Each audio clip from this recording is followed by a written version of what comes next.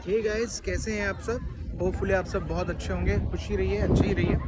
और ये मेरे पीछे आप जो देख रहे हैं लिबर्टी, स्टैचू ऑफ लिबर्टी। हमें अभी लिबर्टी आइलैंड्स न्यूयॉर्क में। और इसके बारे में जैसे मैंने आप लोग को बोला था कि मैं इसके ऊपर वीडियो डालूंगा। Somehow I was not able to go live on the YouTube. तो मैंने फिर डिसाइड किया कि मैं ऐसे एक वीडियो रिकॉर्ड करके आप लोग के लिए डालूंगा। और मेरे पीछे आप देख सकते हैं स्टीमर है, बहुत बड़े बड़े स्टीमर्स हैं मेरे पीछे। तो बेसिकली स्टैचू ऑफ लिबर्टी, यहाँ पे आपको आने के लिए दो तरीके हैं आपको आने के लिए। इट्स आइलैंड, 12 एकड़ का आइलैंड है, बहुत बड़ा नहीं, छोटा सा। यहाँ पे आने के लिए आपको दो तरीके हैं, या तो आप न्यूयॉर्क के थ्रू आएँ या फिर आप न्यू जर्सी के थ्रू आएँ। दोनों के लिए आपको फेरी के ही थ्रू आना पड़ेगा। सिक्योरिटी हेलीकॉप्टर्स पूरा टाइम यहाँ राउंड करते रहते हैं। तो जैसे कि आप लोग को पता होगा कि यूएस को स्वतंत्रता यानी कि लिबर्टी मिली है 4 जुलाई 1776 को। और ये जो मूर्ति है ये बेसिकली फ्रांस में डेवलप हुई थी। और उसके बाद डचेस का इनका ये जो यूएस था वो यूरोप का कॉलोनाइजेशन था यहाँ पर। और उन्होंने जब इसको छोड़ा तो उन्होंने अपना एक गिफ्ट दिया यूएस को। यहाँ पे आप ये जो आता है बहुत कंफ्यूजिंग है कि ये न्यूयॉर्क है या न्यू जर्सी। तो बेसिकली ये जो पानी देख रहे हैं पूरा मेरे पीछे, ये हडसन रिवर। और हडसन रिवर के लेफ्ट हिस्सा यहाँ पे अगर मैं आपको फ्रंट कैमरा ऑन करके दिखाऊं, ओके ऐसे दिखाता हूँ।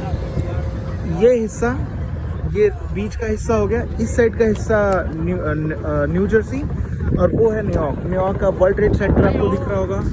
उसके बाद वो जो दिख रहा है वहाँ पे bridge, that is Brooklyn bridge. मेरे ठीक पीछे जो ब्रिज दिख रहा है, पता नहीं हो रहा है। और हाँ, आपको अगर यहाँ पर आना है तो इसके लिए जो चार्जेस हैं, फेरी का चार्ज है एडल्ट्स के लिए $24 पर पर्सन और सीनियर सिटीज़न के लिए $18। और बच्चों का below 4 years it is free. और 4 to 12 इयर्स के बच्चों का शायद $12। तो ये हुआ। दूसरी चीज़ जो सिक्योरिटी की बात है, सिक्योरिटी यहाँ पे बहुत टाइट है। एयरपोर्ट स्टाइल की यहाँ पे चेकिंग होती है, यहाँ पे उस टाइप से चेकिंग होती है। तो जस्ट मेक श्योर कि आप पूरे इसके लिए प्रिपेयर हो के हैं। पेंसिल्वेनिया से आए तो हमको यहाँ पे ड्राइव करने पे लगा करीब 1 घंटा 40 मिनट का time. It's 86 miles from our place which is like 150 kilometre के आसपास, 140 किलोमीटर के आसपास। Yes, 140-144 kilometre.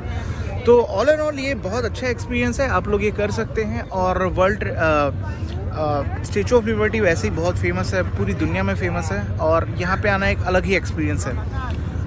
कोई चीज़ मैंने मिस की, कुछ मैं सोच रहा हूँ एक बार कि अगर मैंने कुछ मिस किया हो तो मैं आप लोग को बता दूँ।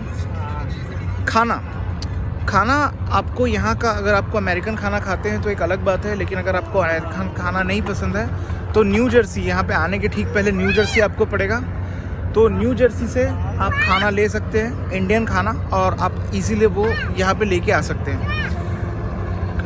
Bottles liquid, not bottle in liquid allowed, लेकिन कप्स और ऐसे चीज़ों में जो कप होते हैं उसमें ये अलाउड नहीं है। तो दैट्स अ डिफरेंट थिंग। और या ऑल एंड ऑल ये अच्छा लगेगा आपको यहाँ पर आके। और ये पूरा खुला हुआ ये समुंदर है। अच्छा, एक बहुत और चीज़ है, अगर मैं आप लोग को दिखाऊँ, ये मेरे पीछे ये लाल रंग की जो बिल्डिंग्स आप लोग को दिख रही हैं, ये है एलिस आइलैंड। एलिस आइलैंड आज से करीब 100 साल पहले यूएस के अंदर एंट्री यानी इमिग्रेशन का सिर्फ एक जगह हुआ करती थी, वो था एलिस आइलैंड।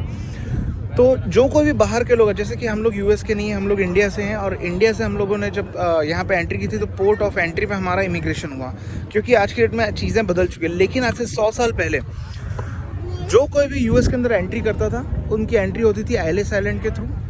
एलिस आइलैंड में उनका इमिग्रेशन होता था। आज की डेट में एलिस आइलैंड जो है वो इमिग्रेशन का म्यूज़ियम है। वहाँ पे सारे किस टाइप से इमिग्रेशन होता था और वो सारी इन्फॉर्मेशन आपको मिल सकती है। It's very nice place. हम थोड़ी देर के लिए उतरे थे वहाँ पर और उसके बाद हम लोगों ने वहाँ से एग्ज़िट किया। और आप लोग को एक और बहुत अमेजिंग फैक्ट बताता हूँ। टाइटैनिक के बारे में आप सब जानते ही होंगे। टाइटैनिक 1914 में जिसका जो पहली यात्रा थी और उसमें जो दुर्घटनाग्रस्त हो गया और 2000 से ज़्यादा लोग मर गए। बड़ी फेमस फिल्म भी है उसके ऊपर, केट विंसलेट और लियोनार्डो डिकैप्रियो की 1997 या 1998 में रिलीज़ हुई थी। उस टाइटैनिक का आखिरी मकाम भी यही था, यही जगह जो दिख रही है, एलिस आइलैंड। वो यूएस आ रहा था, ब्रिटेन से यूएस आ रहा था और उसी समय वो हो गया, डूब गया और उसकी फाइनल डेस्टिनेशन यही होने वाली थी, बट वो कभी पहुंच ही नहीं पाया यूएस। सो या आई थिंक मैं कुछ इन्फॉर्मेशन आप लोगों को दे पाया। Thank you so much, bye.